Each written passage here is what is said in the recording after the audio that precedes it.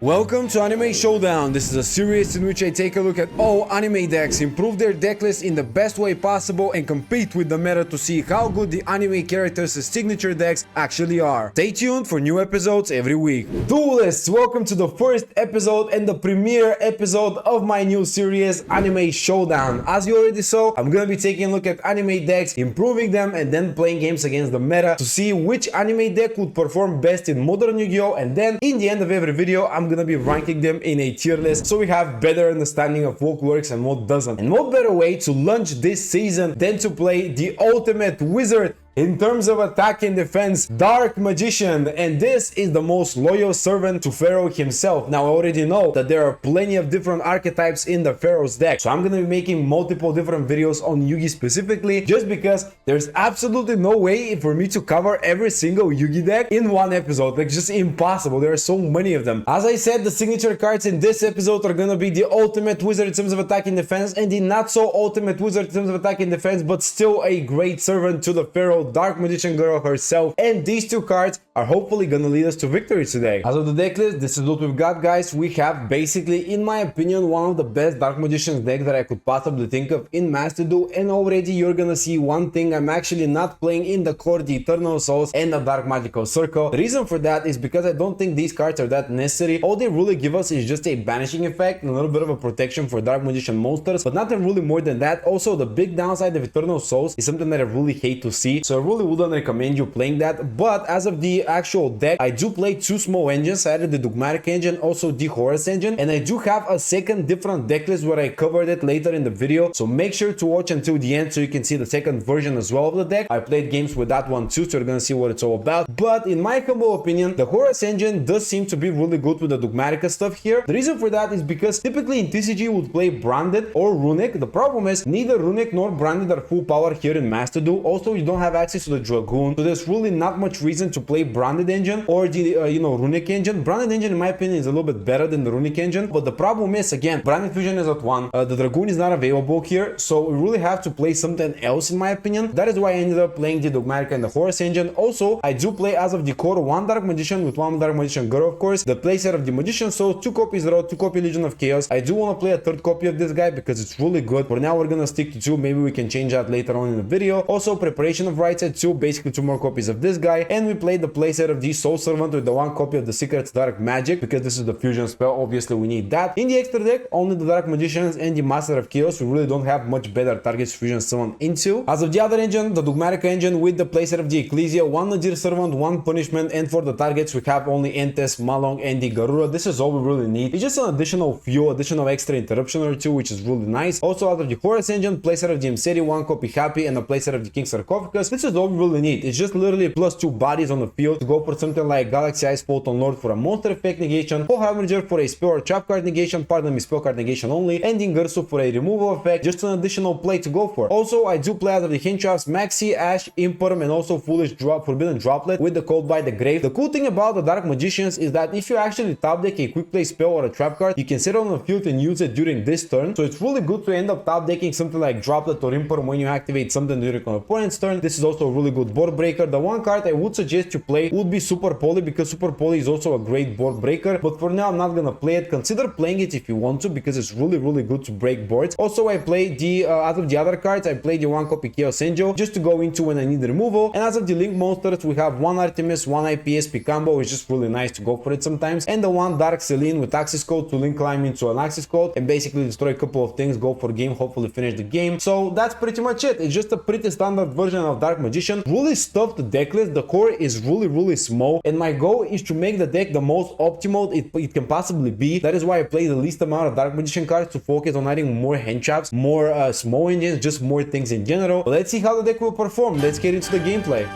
Okay, now this is a hand. By the way, one cool thing about also in City is that you can discard the Dark Magician or Dark Magician God that you top decked, and it could be a little bit useless if you don't, discard it, so it's really good to activate that effect as well. Also, top decking second copy of the King Sarcophagus and Droplet. I do respect the droplet, but the second copy of Sarcophagus is really useless. The good thing is we can just set up the Happy with also Jim City. I'm just gonna have to set up something without the Dark Magician. Imagine playing Dark Magician episode with 0 Dark Magician cards in your opening hand. This is crazy, dude. Let's just pass summon the Ecclesia, search out the Dogmatic Punishment. Peak level of Dark Magician board right here. We have Photon Lord, we have Dogmatic Punishment, Droplet, and also Imperm. Dude, this is about as good as it gets when it comes down to Dark Magician. Oh, I can do it.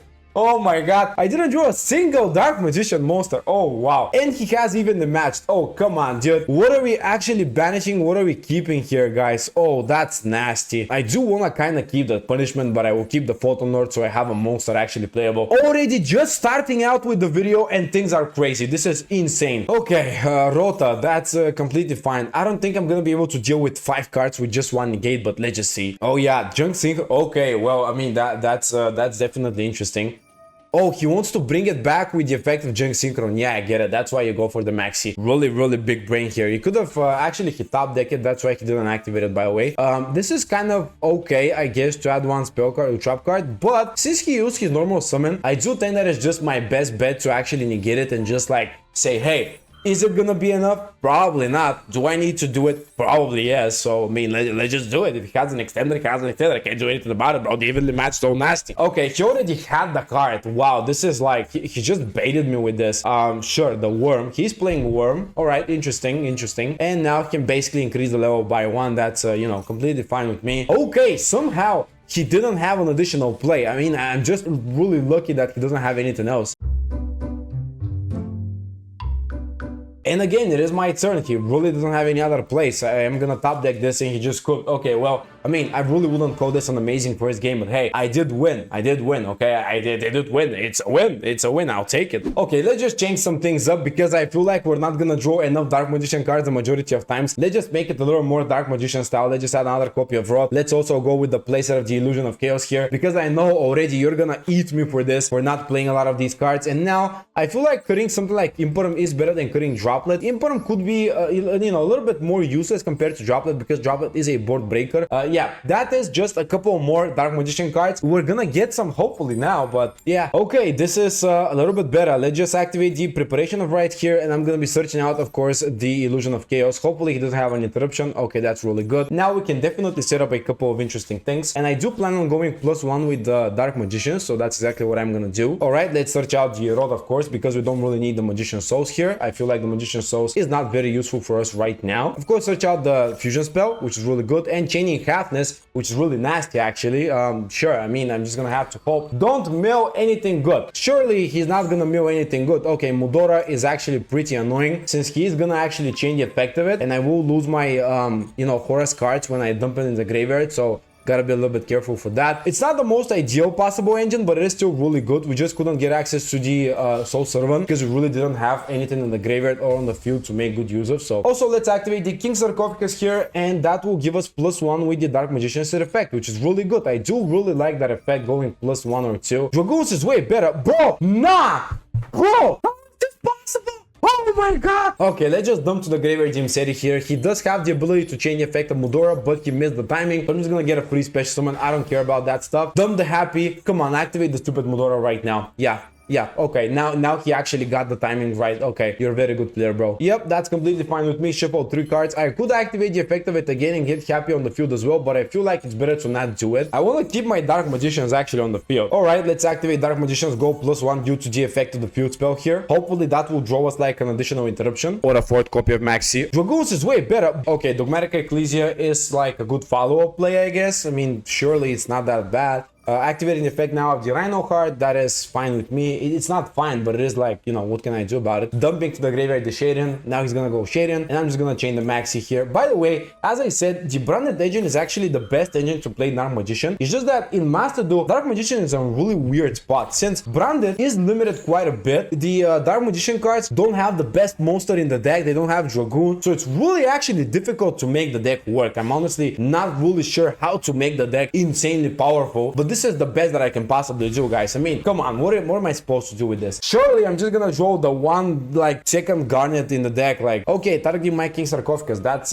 fine with me. He's just gonna deal with Jimseri, then the Dark Magicians will remain on the field, and he's just gonna attack over it, or maybe he's gonna do the opposite, you know, actually he's gonna go for the opposite play. Yep, that will return the Dark Magicians, but I don't know why he did that, because now I can go for Jimseri, which is a little bit nasty for him, but the problem is if I dump to the graveyard the Kaleido card, it's not gonna be very useful, you know. I guess I can go for like the field spell return, like, but this is like not good, okay? And top deck in King Sarcophagus, okay, this is actually a decent top deck. Maxi, alright, I mean, sure, I can live with that possibly. We do have some plays, let's just see what will happen. Now the question is, can we get game with this? We can go for some plays, but it's not gonna be game, right? Setting up the Dogmatic Punishment is gonna be better, not giving him any draws. If I activate Punishment, target something else, then I go send the Mono to the graveyard, I can then use the Mono's effect, bounce back the Kaleido card. This should hopefully give me some time. Alright, sitting one back row, that is respectable, very respectable. Now he's gonna proceed to the battle phase, and I do need to get rid of the Keldo, and actually I do need to pop the Keldo because I want to dump the Malong to the graveyard. I don't want to pop this guy because then he's just gonna get it back, so I really don't have a choice. The trap card could be something like Prime or Suliek, we're gonna see. Hopefully it's not that big of a deal.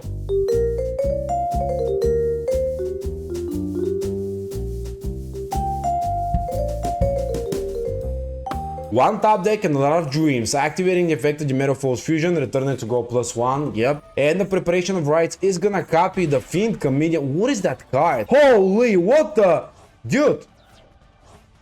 What is that? This is bad. Like, it banishes my graveyard and that's it. Sure, I guess. He's gonna attempt to mill something good and then go from there. Mulling actually like Beast +1. Also Rhino Heart, which doesn't really do anything for him. Yep, that's a game. Yeah, that's another win. I think this is 3 wins in a row now with the Dark Magician deck, which is crazy good. And guys, I also want to showcase you the other version of the deck that you could play. Instead of the Dogmatica engine, you play the small Guiding Quem engine with 1 copy of the Guiding Quem, 2 copies of the Blazing Cartesia, 1 copy for the Fallbass, and a playset of the Fusion Deployment, which also allows you to just go for either Dark Magician Space Summon or even Blazing Cartesia, which is really useful. And then what you're gonna do is this: you're gonna go Blazing Cartesia, Fusion Summon into Granguno, dump Lulu, in the end phase Lulu, Space Summon Guiding Quem, dump Fallen Fallbass, Space Summon with the effect of Guiding Quem, and your opponent goes to the extra deck play. Then you can bring it back and go into Mirror Jade, banish, send to the graveyard Rindbrum, Space Summon, get an additional interruption. And this small engine, instead of giving you like the Dogmatica engine additional pops and just continuing just giving you an interruption with the Dogmatica Punishment and stuff, it gives you more plays. But the one downside that I do feel like it has is that the branded engine is not really that great. That is why I'm not playing branded Fusion, since we really have 1 copy of it and it's really not that amazing. Also, the Fusion Deployment does limit you to only Fusion plays, so it has a little bit of a downside, but I feel like it's really fun to play. So I'm gonna play a game or 2 with this engine as well, so I can show you the difference. I feel like these are gonna be the 2 best versions to play with the deck. So let's jump into more games, I guess. Okay, that's an interesting opening hand. Let's go for some interesting unique plays. We're gonna start off with the Fusion Deployment, and that will allow us to Space Summon the Dark Magician. Actually, I do feel like going for Dark Magician is really good because we already have the Blazing Cartesia here. Now let's also normal summon the Blazing Cartesia, and we're gonna activate the effect to summon the Granguno on the field. And unfortunately, the Dark Magician is not gonna be the better option. We do need to go for that play so we can set up the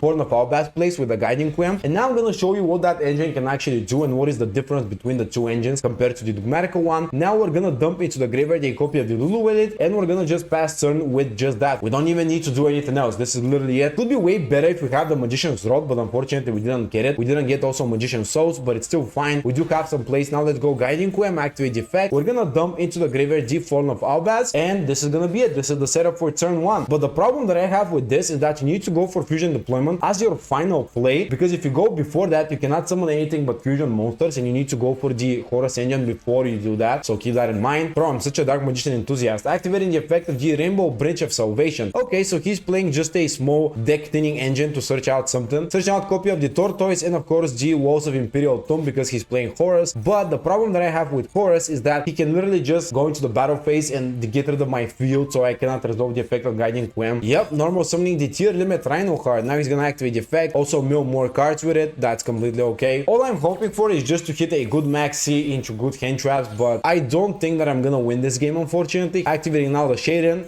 also activating the tier limit Kashira. I'm just gonna chain the maxi. Okay, In all of Gods of Yu-Gi-Oh, please the Maxi resolve so I have somewhat of a decent chance. If it stops it, that's it. Why do you chain your own Maxi? Technically, it is actually not terrible because if I summon, you know, with the Guiding Quem stuff, he can just get additional draw. So I am trolling, but it is actually a decent play if I'm being honest with you. Alright, going for Kid Kalos, I'm going +1 with the Magician Souls, and now I'm gonna change the effect of the Guiding Quem here, which will allow us to bring back the Form of Albas, which will give us just a couple more interesting plays.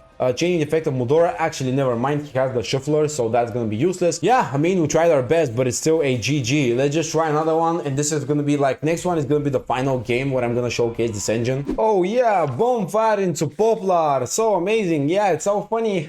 We have Maxi at least, hopefully that will resolve. Okay, it definitely didn't resolve. Sure, you know what, fine, okay, don't worry about it, okay. 75 years later. Oh wow, finally finished with the Appaloosa and Amphibious Swarm Ship. Yeah, that's actually pretty bad board. Searching out also the High King Avatar Kirin with the effect of the Barong, that's still okay, I don't care. Let's just go with the Preparation of Rites. Actually, I might have had to wait a little bit with the preparation, but it's fine, never mind, just get negated. I think I can live with that. Let's just go with the Fusion Deployment.